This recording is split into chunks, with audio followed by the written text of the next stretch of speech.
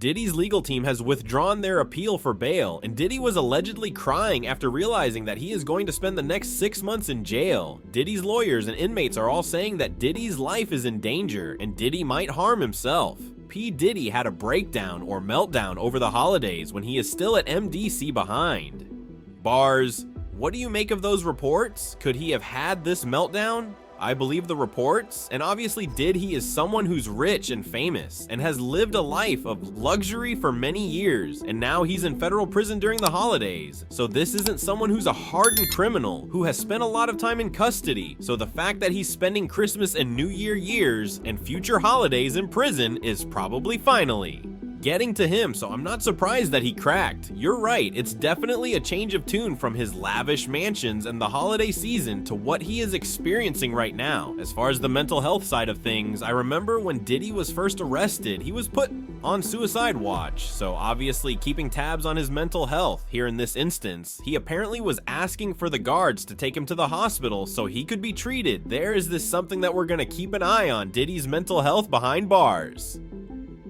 I think so, and obviously, we haven't seen him, but your colleague Elizabeth has reported that, he looks like he's lost some weight and he has some more gray and white hairs. I think it's taken a toll on him, and I think that he expected, for some reason, that he would be out on bond, and obviously that hasn't happened. There were 3 different bail applications that were denied by 3 different judges, and ultimately they withdrew their appeal. So now that it's hitting him that Did is going to be in custody at least until May 2025, I think he's just having a tough time coming to terms with it, because like you said, here's someone that multiple private jets, homes in New York, Miami, Los Angeles, and all of a sudden his only home is his prison cell, and he's not getting the Christmas dinner with his family that he had. And we all saw the video of him having to spend his birthday in prison as well. If Diddy ends up losing his case, he is going to jail for life, and that's if Diddy manages to survive that long. Diddy knows that he's not going to last behind bars, and even right now, he has lost a considerable amount of weight in just a few months during a recent bail hearing. Witnesses talked about Diddy has great hairs now, and his family has stopped showing up to support him. Was interesting too, because this time around, Diddy was brought in first. He was brought in about a couple minutes after 2 p.m. today, and we were all kind of waiting to see. We had heard mumblings that his mom might be in courtroom, that we were waiting for the children, but then nothing happened. But then in another twist and turn, the children do walk in, but this time it was a lot smaller bunch than it was the last time. So last time you're having all of Diddy's children except with with the exception of Love, who is just a 2-year-old child, so she wasn't at court, but you had all of Diddy's children there except Love. But this time around, you just had Justin Combs and Christian Combs, meaning that there was no Quincy there today. Delilah and Jesse weren't there. Chance wasn't there. And the caretakers of his younger children who aren't of age just yet, they were not present inside the courtroom as well today.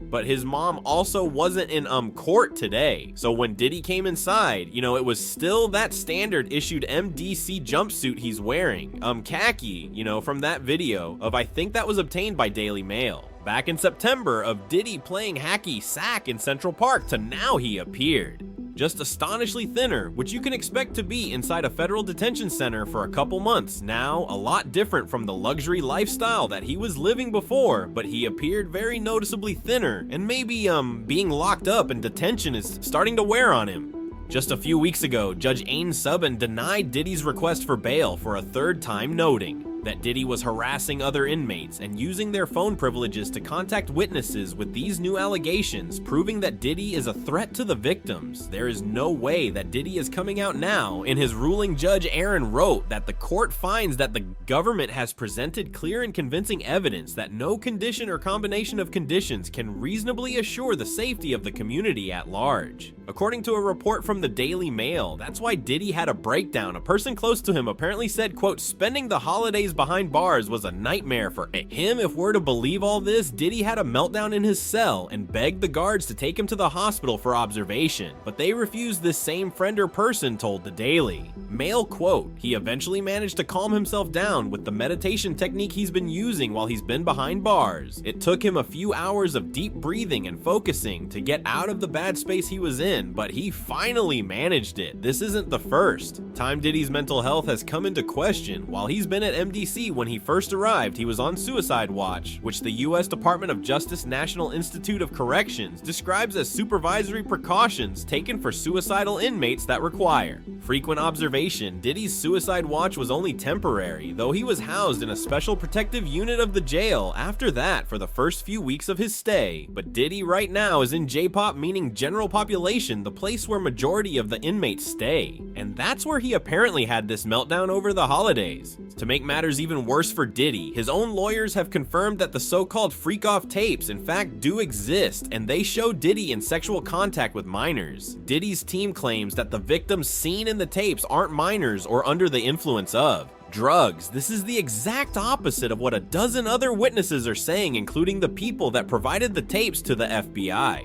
Having reviewed these videos, it is now abundantly clear that they confirm Mr. Kham's innocence, and that their full exculpatory value cannot be investigated and used unless they are electronically produced. The 9 videos at issue are the so-called freak-off tapes, with victim 1 that the government has repeatedly referenced, causing wild specul in the media. Contrary to what the government has led this court and the public to believe, the so-called freak-offs were private sexual activity between fully consenting adults in a long-term relationship. Like many Americans in the privacy of their own bedrooms, they sometimes filmed their sexual activity. These videos unambiguously show that the person alleged in the indictment to be victim 1 not only consented but thoroughly enjoyed herself. And we believe, by the way, victim 1 to be Cassandra Ventura. This is Diddy's ex who first filed that.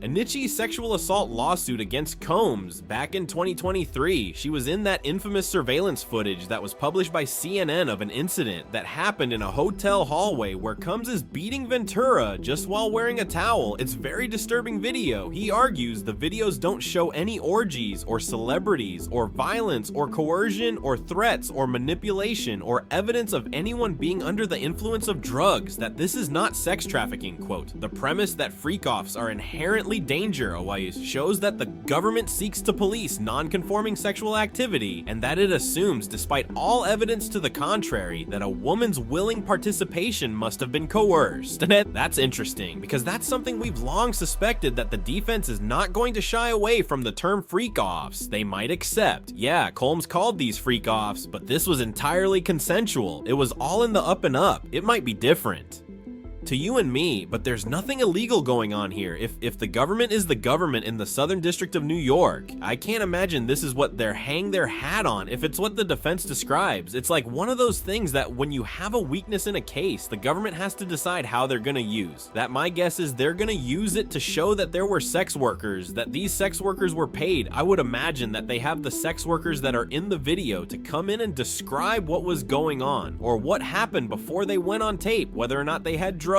or alcohol or anything else, whether or not Cassie had drugs or alcohol, whether or not there was a discussion between Shock Holmes and Cassie before the tape started. So I think that the tape is going to be one portion of it, but the testimony of either the sex workers that were in the video and or Cassie is going to kind of tie it together. That's my guess. Diddy's team is desperate to get Diddy out of jail and even offered $50 million as collateral for Diddy's bail. The proposed bail package allegedly included Diddy's $48 million Miami mansion and round-the-clock monitoring by security personnel, restrictions on internet and phone access limited to legal consultations, and visits limited to a pre-approved list of family members. Additionally, Diddy and his family would surrender their passports. Why is that not a fair outcome? What he did here is on a magnitude of unlike anybody else you could imagine. A week after these public searches were televised, he gave us his passport. His children gave us his passport. He then paid off the mortgage entirely on his Miami home, $18 million. It's instructed that he's going to have a bail package ready so that if he was arrested, he would have something ready so that he could get out the next day.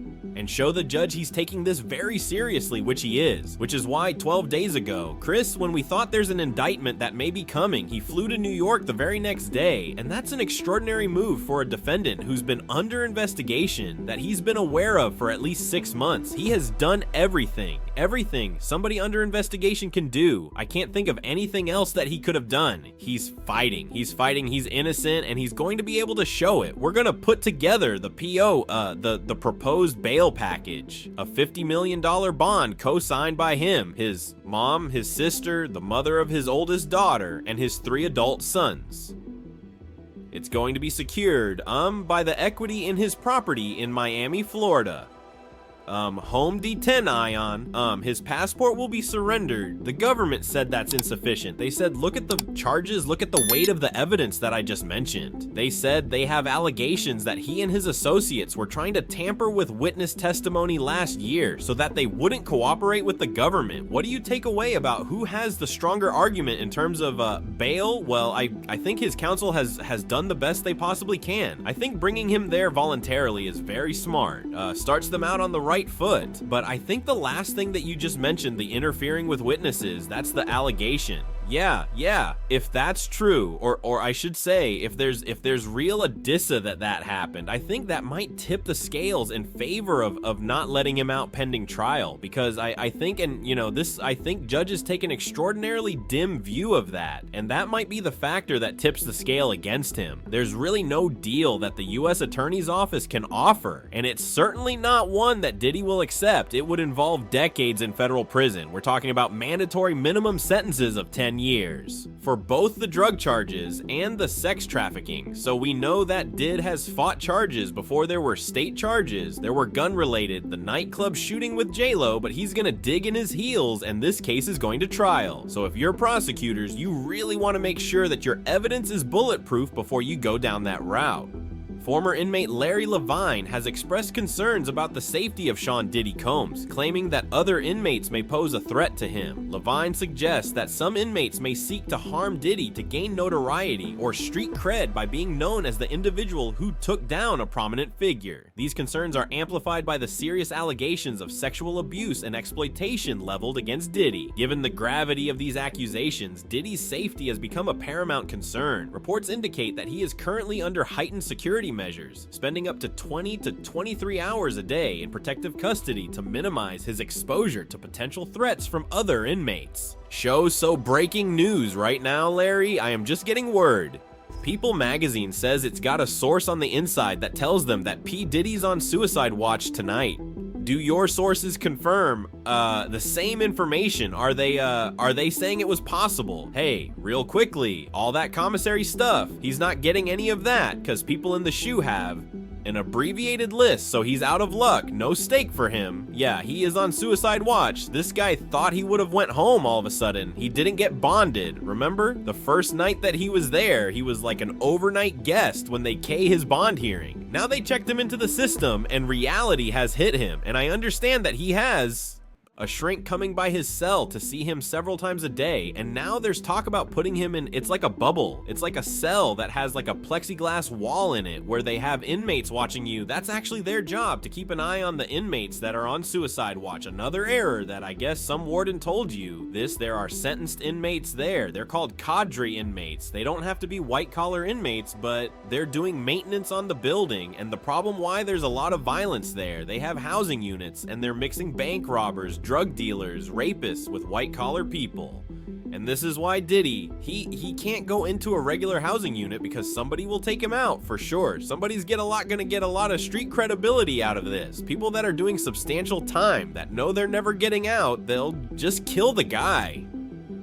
No questions asked. You think that they'd suck up to him because he's got a lot of money, and if he ever does get the commissary options, he would be able to help them. Some people do, because I gotta wrap it real quick, okay? Some people do think that Diddy can help him, but this guy's gonna be locked up forever. His case will probably take at least 3 years to litigate. He'll stay at MDC. There's rumors that he wants to go to Essex County Jail in New Jersey because he doesn't like MDC. He's a Marshals inmate. There's no way they're gonna transfer him back and forth. I don't know, several times a week. 6 Marshals to do it. He's out of luck. List. I'm gonna have you back. I'm gonna have you back. I have so many more questions for you, but we've had a lot of breaking news in this show.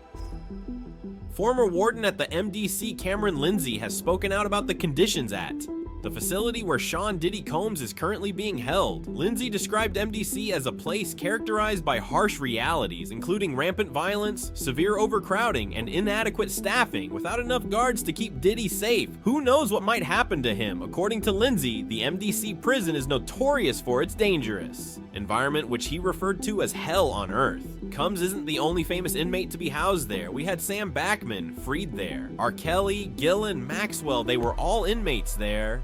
Sean Combs is being kept away from the general inmate population. You say his fame makes him a target. Yeah, sure. And not necessarily at the MDC only, I mean anywhere. Yes, in my humble estimation, his life, his safety is in jeopardy in any correctional lockup right now. If it is true as reported that he is housed in the special housing unit, it's important to note that a special housing unit is a lockdown, 24-hour lockdown unit. The MDC Brooklyn is a high rise. The vast majority of the floors are general population floors, but the special housing unit is a 24-hour lockdown facility. So this is for Mr. Combs' protection. His incredible worldwide celebrity, combined with the allegations, the charges now, an indictment, of course, of acts of violence against women, make him a very attractive target soli. They need to safeguard him. This is a man accustomed to the very finest. He was arrested at the Park High Hotel in New York City, known for its luxury suites and exceptional food and wine, where one-bedroom suites start at $33,000 a night. He was probably staying in something larger. What is life like for him now? At the MDC, I would say 100% total culture shock. The MDC is, I've used the word austere a lot, but it's air, it's strict, it's impersonal, it's cold, and it is a very tough place to be detained. Former inmate Timothy Smith, or Esco, also recently gave an exclusive interview describing the condition which Diddy is going through right now. According to Smith, the biggest problem for Diddy is going to be loneliness. Diddy is completely isolated right now, and even his family has stopped showing up. This is the reason why Diddy is so depressed. If this keeps up, Diddy will crack. There's no VIP section. There is no concierge, only con men, killers, and kingpins. MDC is so bad. Federal judges have questioned the harsh conditions for those here awaiting trial so bad. I was here 2 years ago during a cold spell reporting on detainees with no heat pounding on windows. For help, there was even a congressional inquiry, but take the word of a former inmate I spoke with who goes by Esco. It's terrible. The food is terrible. Of course the inmates are terrible. The guards are terrible. It's the conditions are terrible. It's just terrible. The inmates that you're surrounded around, just in general, a lot of them are brought up on pretty heavy federal indictments, right? So just in terms of the atmosphere there, it's just certainly one that no one wants to be in. Combs was placed in a special housing unit and on suicide watch, the standard protocol for high-profile celebrity detainees. The disgraced mogul was denied bail by 2 separate judges. His attorney, Mark Agnafilo, asked the court to transfer him to the federal detention section at the Essex County Jail, but the judge deferred to the Bureau of Prisons. Federal trial attorney Philip Hamilton says lockdown can mean a lot less time to prepare your defense in terms of fighting their case. It just makes it all the more difficult because now, in terms of you being able to communicate with your attorney, you are at the realms of just what's going on with respect to the facility. Is it on lockdown? Is the facility letting visitors and detainees on suicide watch? Where tear-away paper, hospital-style garments, and rubber shower shoes, the isolation may be the worst part for Combs. It's being done for his protection in the violence-prone facility. He will have no bunkie. He's probably not going to have any contact with any other inmates, so for him it's going to be a little different than for a person like me, where I will go in, I will go through process and intake and then nail Sammy, cell, and I'll have a bunkie or a cellmate, and I'll be in population for him to be able to get out. At this point, it just doesn't look good. Gene Deal has talked about Diddy's time in prison and says that he believes Diddy doesn't have what it takes to survive in prison. Diddy might actually harm himself if he realizes that he can't get out the mental strength needed to survive. Behind bars is something that Diddy doesn't have. Diddy has always lived a life of luxury, and he would rather die than live in prison. Yeah, that makes sense, but you knowing Diddy personally, do you think it's possible he might take his life? It takes a certain individual to prepare itself to do a lot of years in jail from the lifestyle that he had. I'm not saying that he can't, I just don't see him able to do time behind bars. Maybe if he'd be in a camp type situation, that's a possibility, but based on the lifestyle and what he'd done and what he's accomplished, if he had to go behind those bars for a lot of years, I think that he may commit suicide. He'd do a FSD. Why you think he didn't pull a Russell Simmons and leave the country? They was watching him, bro. They was watching him. And then I think that he had to turn over his passport. Even if you own your own private jet, they have a system up there, whereas that they supposed to check your passport and anything that you need to fly as if you were flying commercial. Criminal defense attorney Brian Claypool says that there is a 99% chance of Diddy never coming out of jail again, and that's because of all the evidence against him. The office of the district attorney of the Southern District of New York has a 98% conviction rate, and the other 2% of people that don't end up getting convicted usually take a deal. Diddy can't rat out his friends because they'll kill him, and he can't stay in prison because then the inmates will get him, for years. P. Diddy's gotten a whole pass. He's actually created his own kingdom where he makes his own rules, and you got to follow his rules or you get penalized. And guess what, Laura? He's now in a federal penitentiary, and for the first time in his life, he's facing his own fate at the hands of somebody else. And I will tell you, Laura, I've done federal cases that's not the place you want to be in federal court. 90% of federal criminal indictments brought down are pled out, right? A deal is brought, and of the only 10% left, 90% of those defendants that go to trial, they lose. So he is looking at a daunting uphill battle to fight these horrible charges now. Brian, one of the DHS agents involved in this raid on his Miami mansion, described what he saw inside the house, saying that in my opinion he's as bad as Epstein. These women are young, either barely legal or barely illegal. Brian, this sounds like he was a monster. Yeah, Laura, I will tell you that this indictment was very detailed, by the way, too. Your viewers should know there were over 300 subpoenas served, over 50 witnesses interviewed. Why is that important? Because the federal prosecutors aren't going to be leveling an indictment like this unless they have ammunition and they have cause to bring it, and the core issue at this case, which the feds have to prove, which it's looking like they can, is that P. Diddy essentially controlled these women, that he threatened them with stopping the money that he was paying them, that he spiked their drinks with drugs. That's been alleged in the indictment, and that he basically told them, I'm gonna ruin your life unless you engage in these freak offs. And that's really what the prosecutors got approved. And if you've got some victims coming forward to talk about that, you've got financial records that prove that travel itinerary, that proves that PY has very little defense. And I gotta tell you, Laura, if this guy wants to fight these charges, he's gonna have to step up and walk into a courtroom and talk about it. If he doesn't testify in this case, he is dead on arrival. Well, who else is on these tapes? I mean, will the tapes ever see the light of day? I mean, that's what everybody's talking about. Who else is there? It's like with the Epstein, his Pleasure Island. Who else? Who was there? What's the manifest? But Brian, chances, 1 being least likely, 10 being most likely. Will we learn of other celebrities that were at these freak offs? Yeah, I think you've got an 8 or a 9 for a likelihood you're gonna hear about it. Why? Because there are gonna be more indictments coming down, Laura. That's an important point here, because he's being charged with racketeering conspiracy. You're gonna have, well, let's start on the inner circle. You're gonna have former bodyguards. You can possibly have former musicians that he was with.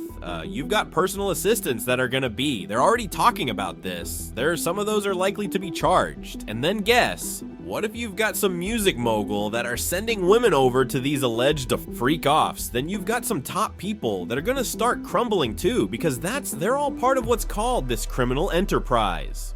With all the mounting allegations, the harsh realities of prison life, and the looming possibility of spending the rest of his life behind bars, it's clear that Diddy is living a nightmare he never. Imagine the question now is, will he survive the 6 months ahead, or will this spiral into an even darker chapter? Let me know your thoughts in the comments below.